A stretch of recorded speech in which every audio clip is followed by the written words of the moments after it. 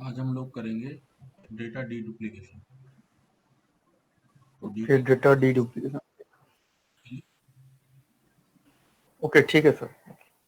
Data डीडुप्लीकेशन क्या है? एक टेक्निक है जिससे कि आप क्या कर सकते हो, एलिमिनेट कर सकते हो एक्सेस डेटा। कहने का मतलब डुप्लीकेट डेटा हमारे सिस्टम में कॉपी रहता है, तो एक से ज़्यादा डुप्लीकेट फाइल अगर मिलेगी तो वो उसको एलिमिनेट कर देगा और उसकी सिंगल इंस्टेंस ही स्टोर करेगा। ठीक है, इसी टेक्निक को कहते हैं डेटा डीडुप्लीकेशन।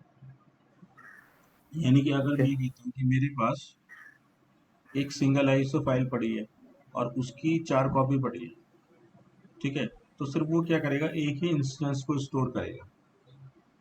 ठीक है, और बाकी इंस्टेंस को क्या कर देगा, एलिमिनेट कर देगा। ठीक है, तो हमारा जो स्पेस है वो बच जाएगा। ठीक है, और जो एक्सेस डेटा है वहां से निकल जाएगा। इसी को कहते हैं डेटा डुप्लीकेशन। ठीक है, तो इसको देखो, करने के लिए हम लोग सर्वर में आते हैं और सबसे पहले हम लोग यहाँ पे एक ड्राइव बना लेते हैं जिसमें डुप्लीकेट फाइल होंगी। ठीक है, तो अभी यहाँ पे देखो, मेरे पास एक ही ड्राइव है, सी ड्राइव। एक ड्राइव और ले लेते हैं।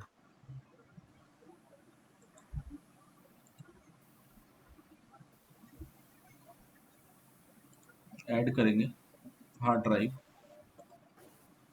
इसका G drive, create new virtual disc.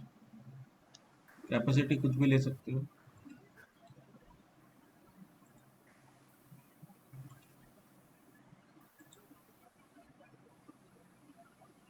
जाएंगे डिस्क मैनेजमेंट में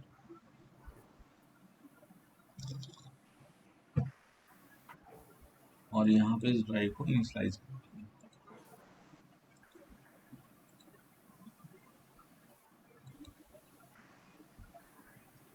अब हम यहाँ पे एक पार्टीशन बना लेते हैं इसका।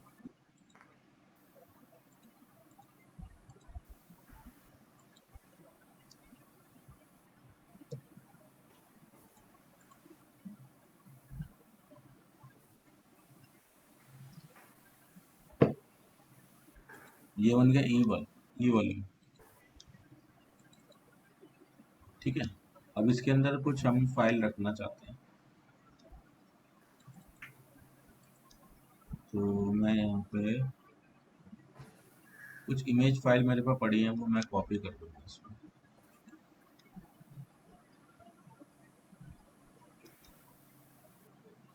तो इसके लिए मैं ना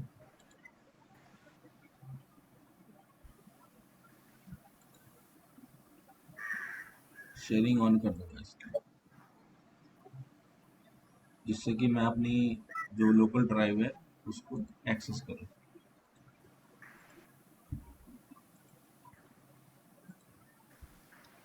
बैकअप ड्राइव है मेरी डी, उसके अंदर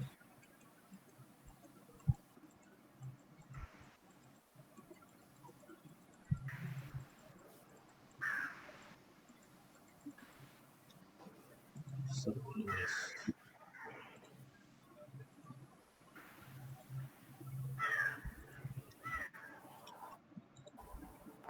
ये देखो मेरे पास ये आ गई मेरी ड्राइव। इसमें से मैं कुछ फाइल को उठा लेता हूँ।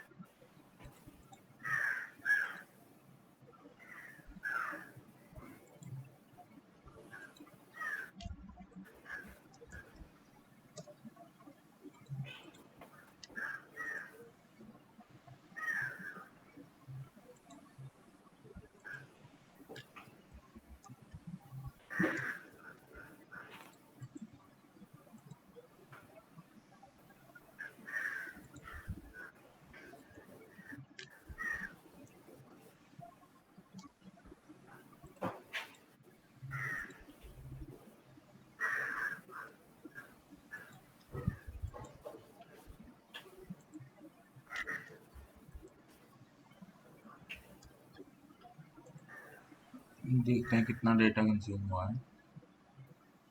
55.3 GB फ्री है। इसमें एक काम करते हैं, सबको उठा के फिर से पेस्ट मार दें।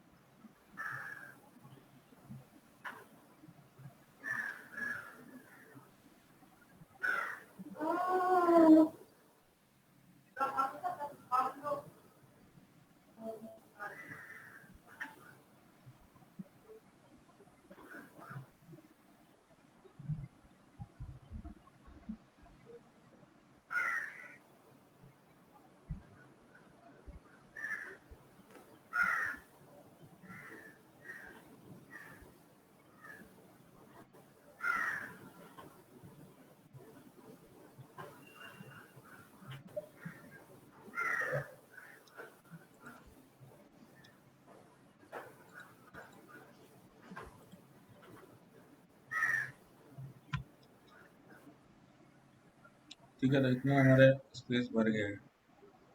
ओके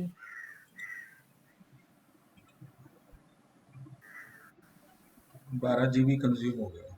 ठीक है, ठीक है। अब देखो हम एक फीचर यहाँ पे रोल इंस्टॉल करेंगे इसमें, डी डुप्लीकेशन। एडमिन्स में जाएंगे, नेक्स्ट करेंगे, रोल बेस और फीचर बेस इंस्टॉलेशन लेंगे, सर्वर सेलेक्ट करेंगे और यहाँ देखो फाइल एंड स्टोरेज में जाएंगे और हमारे पास यहाँ पे एक फीचर अवेलेबल है, डेटा डी डुप्लीकेशन। इसको ले लेंगे। ये देखो लिखा है data D duplication save disc space file storing single copy of identical data on the world. यानी कि अगर ओके सर। डेटा होगा तो उसकी सिर्फ सिंगल इंस्टेंट ही कॉपी करेगा उसको, ओके बाकी सब क्या करेगा, एलिमिनेट कर देगा। ठीक है, तो इस फीचर को इंस्टॉल करेंगे यहाँ पे। और सर इसमें कोई डिपेंडेंसी नहीं है ना किसी, मतलब कि ये फीचर्स के साथ पहले या डोमेन कंट्रोल होना चाहिए या कोई भी मेंबर सर्वर, कोई भी सर्वर हो? नहीं नहीं, कुछ नहीं चाहिए, कोई डोमेन कंट्रोल की जरूरत नहीं है इसमें।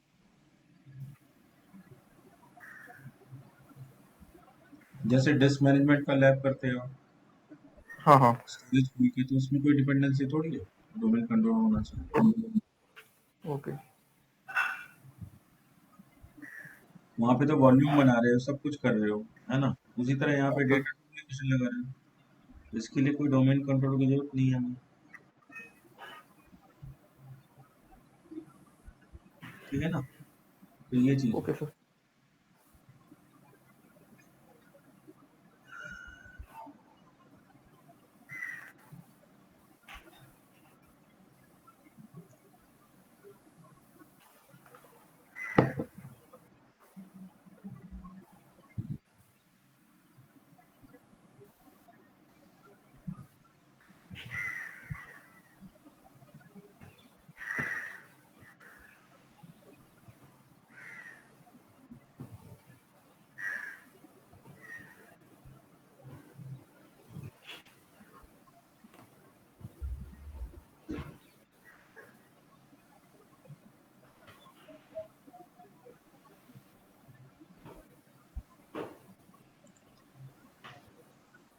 तो ये फीचर इंस्टॉल हो गया है। अब हम जाएंगे देखो फाइल एंड स्टोरेज में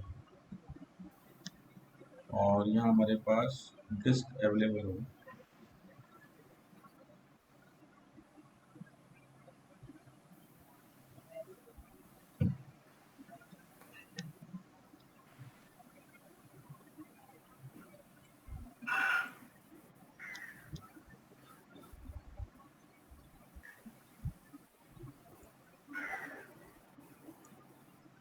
तो यहाँ पे आप देखो हमारे पास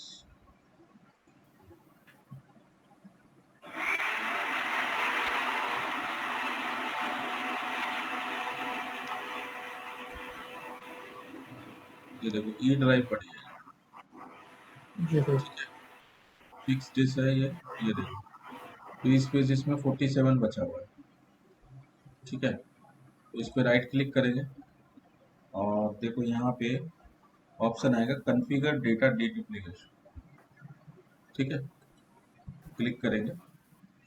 अब देखो यहाँ पे आ रहा है डेटा डुप्लीकेशन जो है वो डिसेबल है। तो यहाँ पे देखो ये तीन तरह के ऑप्शन आ रहे हैं।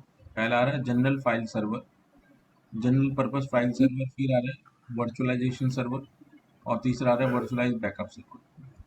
तो देखो ये दोनों तो आपके वर्चुअलाइजेशन के लिए, अगर आप हाइपर भी यूज़ कर रहे हैं, ठीक है, उस तरह का इन्वायरमेंट आपके पास बना हुआ है, ठीक है, तो वहाँ पे आप इसमें देखो बैकअप सर्वर में आप बैकअप की तरह इसको यूज़ कर सकते हैं कि भाई आप एक बैकअप सर्वर बनाना चाहते हो और जो डुप्लीकेट फाइल है वो एलिमिनेट करना चाहते हो, तो ये उसके लिए है। दूसरा यहाँ पे वीडीआई के लिए ये वाला वर्चुअल डेस्कटॉप इंफ्रास्ट्रक्चर सर्वर आप बना रहे हो, ठीक है, ये उसके लिए है। और तीसरा ये है कि किसी भी जनरल फाइल सर्वर को आप यूज़ कर सकते हो, ठीक है, जहाँ पे डेटा पड़ा हो। तो हम यहाँ पे फर्स्ट ऑप्शन लेंगे, जनरल पर्पस फाइल सर्वर, ठीक है, तो ये हमारे लिए काम करेगा। अब यहाँ पे देखो लिखा आ रहा है duplication of the file older than 3 days। Default जो सेटिंग होती है वो 3 दिन की होती है कि अगर जो फाइल्स 3 दिन पुरानी हो उसी को वो एलिमिनेट करे, ठीक है। अगर हो सकता है नई फाइल आपकी बनी है और आप उसमें कुछ काम करना चाहते हो तो वो फाइल एलिमिनेट कर देगा, तो प्रॉब्लम होगी, ठीक है ना।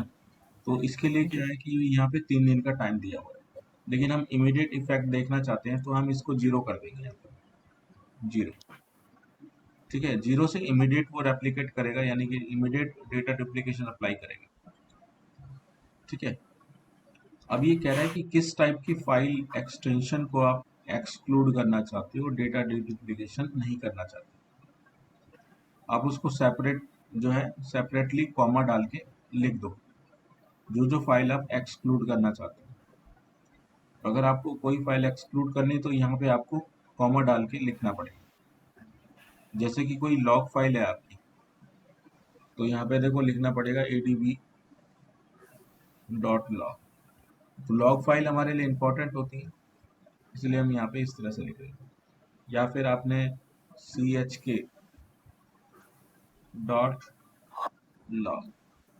इस तरह की जो इंपॉर्टेंट फाइल्स है जिनको क्या है वो डुप्लीकेट ना करे। तो बहुत सारी ऐसी लॉग फाइल होती है जो डुप्लीकेट होती है लेकिन हमारी काम की होती है, तो उसको एक्सक्लूड कर दे। तो इस तरह से आप कॉमा डाल डाल के लिख सकते हैं, ठीक है। अभी कह रहा है ठीक। एक्सक्लूड करे किसी फोल्डर को, आप चाहते हो कि भाई जो डीडुप्लीकेशन है वो उस फोल्डर पे अप्लाई ना हो, तो उस फोल्डर को यहाँ पे आप ऐड कर सकते हो, तो इसके ऊपर अप्लाई नहीं होगा, तो आपने यहाँ पे कर दिया, ये एक्सक्लूड रहेगा, बाकी जगह डेटा डुप्लीकेशन अप्लाई होगा, ठीक है जी।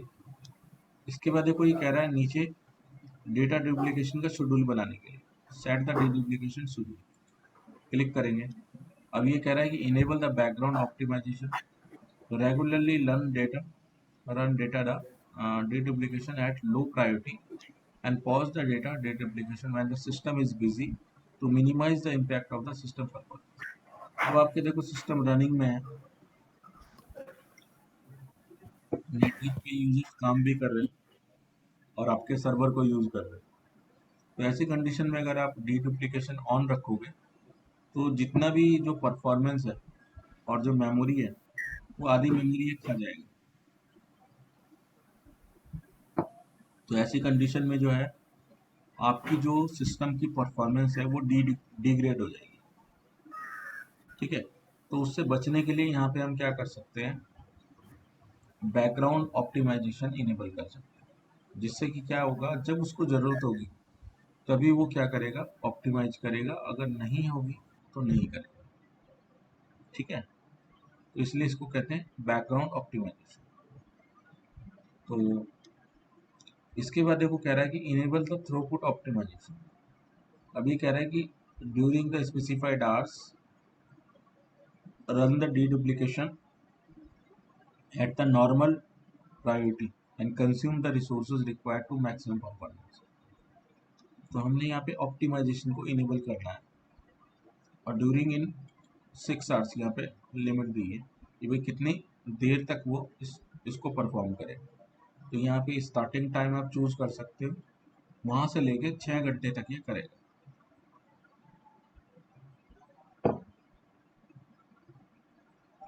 अभी पहला शेड्यूल चल रहा है, जैसे पहली शिफ्ट चल रही है तो पहली शिफ्ट में पहला शेड्यूल चल रहा है 6 घंटे की शिफ्ट है, ठीक है। और अगर 8 घंटे की तो आप इसे 8 घंटे कर दो। अब ये शिफ्ट पूरी खत्म हो गई, उसके बाद एक दूसरी शिफ्ट चालू हो जाएगी और उसमें ऑप्टिमाइजेशन फिर से चालू होगा। और वो कितने बजे से होगा, अब यहाँ से देखो 1:45 से ये 6 घंटे चलेगा। उसके बाद सेकंड शिफ्ट हमारी 9 बजे से स्टार्ट होती है या 8 बजे से स्टार्ट होती है। आपने कभी 8 बजे से स्टार्ट होती है तो 8 बजे से फिर से स्टार्ट करेगा 8 घंटे के लिए।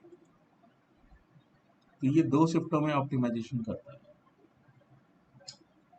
ठीक है। तो ये इस तरह से आप इसको इनेबल करके इसका शेड्यूल बना सकते हो। आपने अप्लाई कर दिया, ये शेड्यूल चालू हो जाएगा।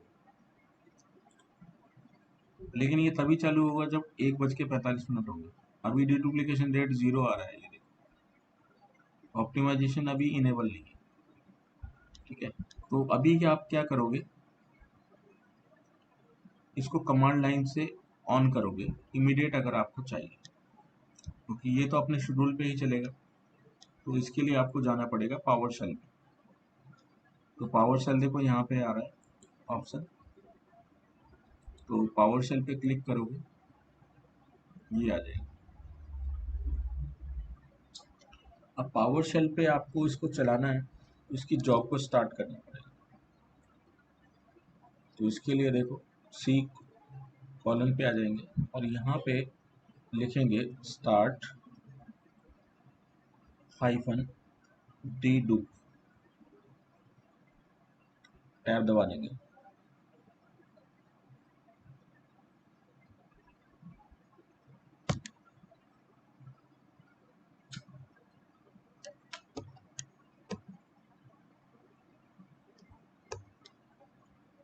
dedup जॉब आ गया देखो। अब किस वॉल्यूम पे लगानी है, माइनस वॉल्यूम। वॉल्यूम हमारा कौन सा था, ई ड्राइव का।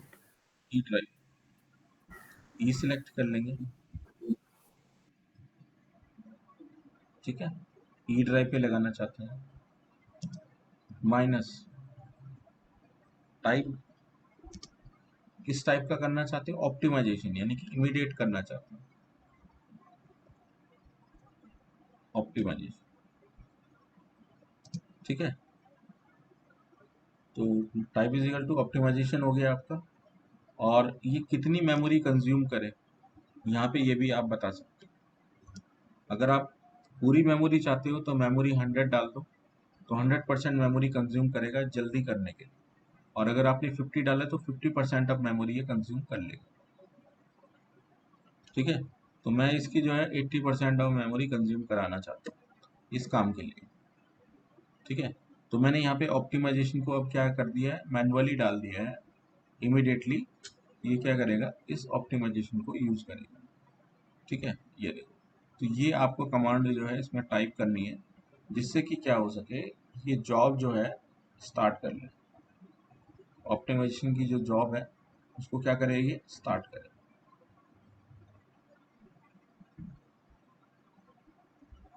ठीक है। तो ये आपने डाल दिया।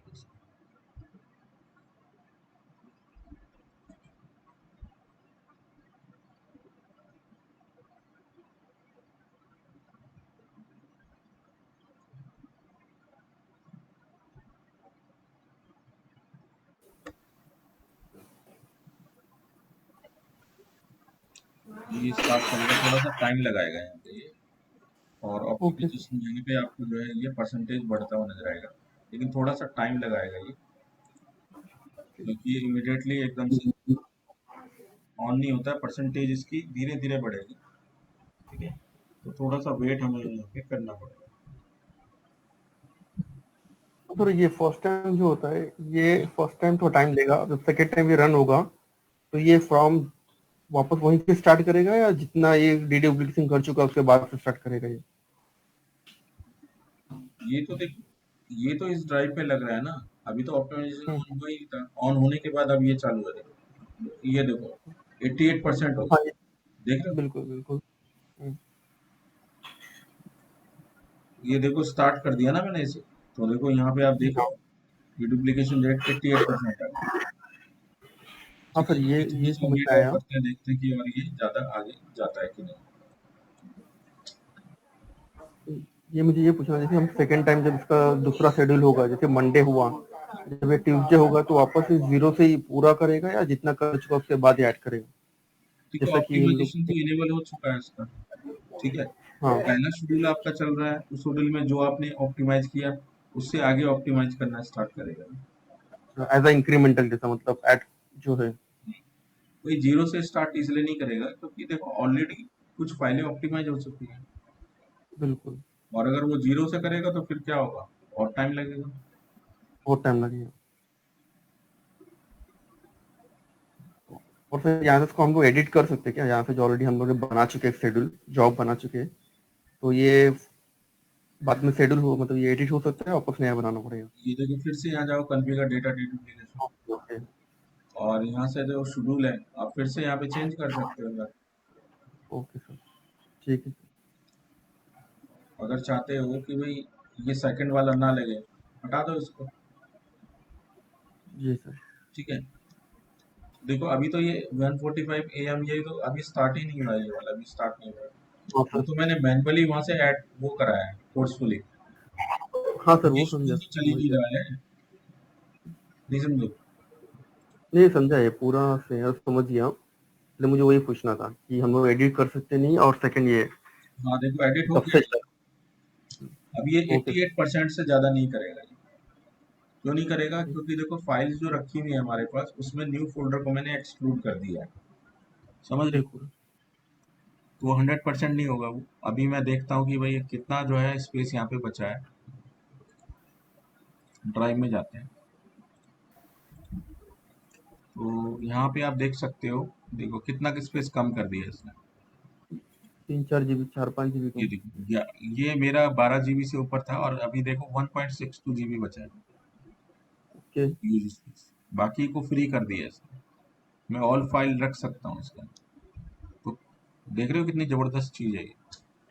हाँ सर। और मेरे पास देखो फाइलें कितनी पड़ी है यहाँ पे, देखो ऐसे नहीं कि फाइल को डिलीट कर देगा, सिर्फ एलिमिनेट करता है एक्सेस स्पेस को।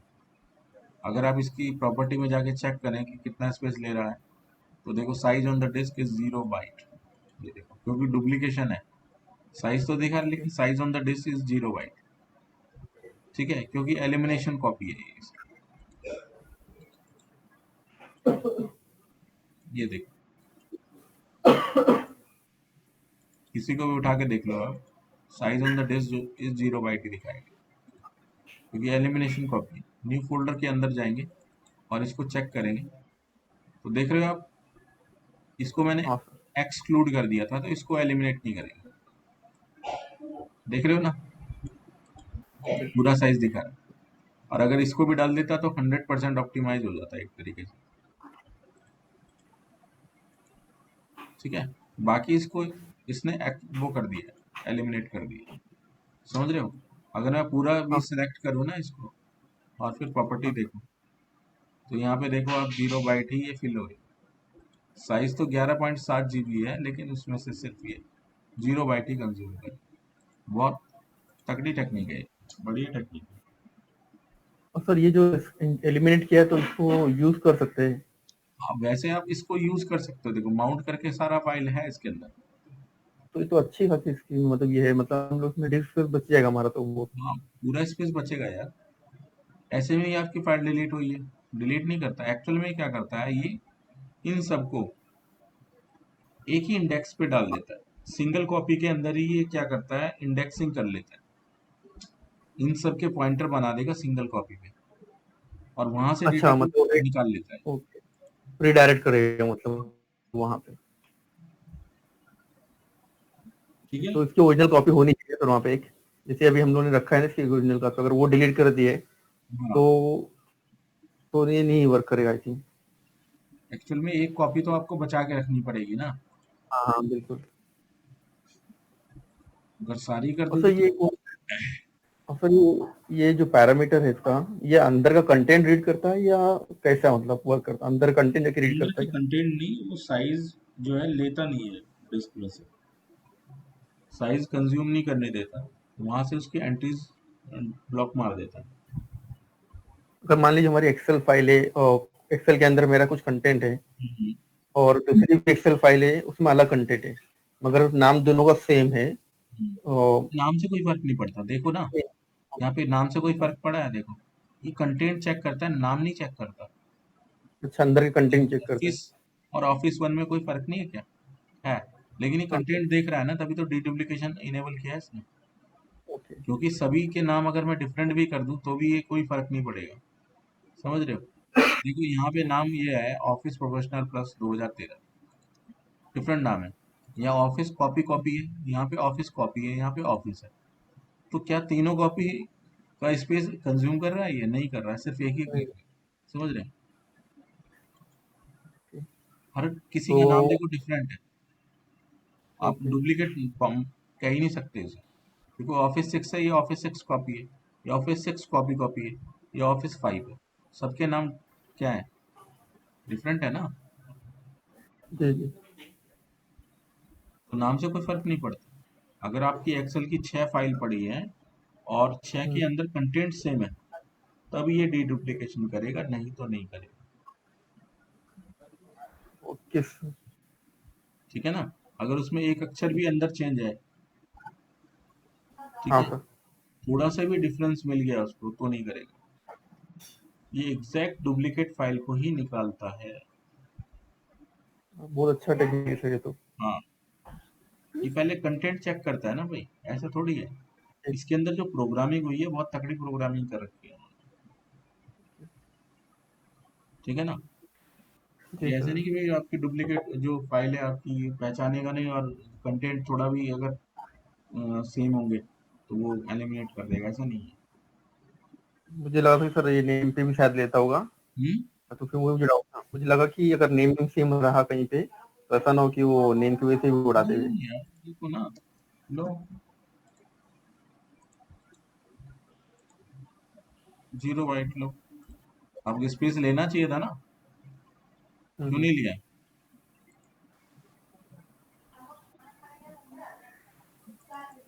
ये है देखो, इसकी एक कॉपी और बना लो, यहाँ बना लो, लो।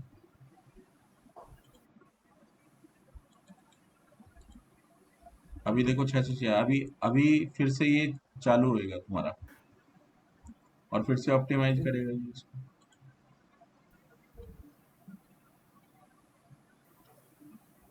स्टार्ट तो कर दिया है एक बार मैंने। और सर ये टेक्निक ये बहुत पहले से इम्प्लीमेंट थे क्या, क्या अभी ये लेटेस्ट में ही 2012 से कुछ चालू हुई? हाँ, 12 R2 के बाद से स्टार्ट हुई है टेक्निक। हाँ, तो कभी ऐसा मैंने भी कभी देखा नहीं है पहले ये डीडब्ल्यूएसएन के बहुत साथ। स्लो चलती थी, अब ये बहुत फास्ट हो गई है सर्वर में। अभी 2019 यूज कर रहा है ना, इसमें बहुत फास्ट चलती है।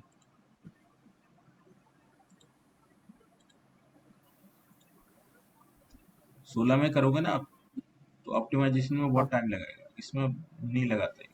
इसलिए मैं इसको यूज करता हूँ 19 वाली।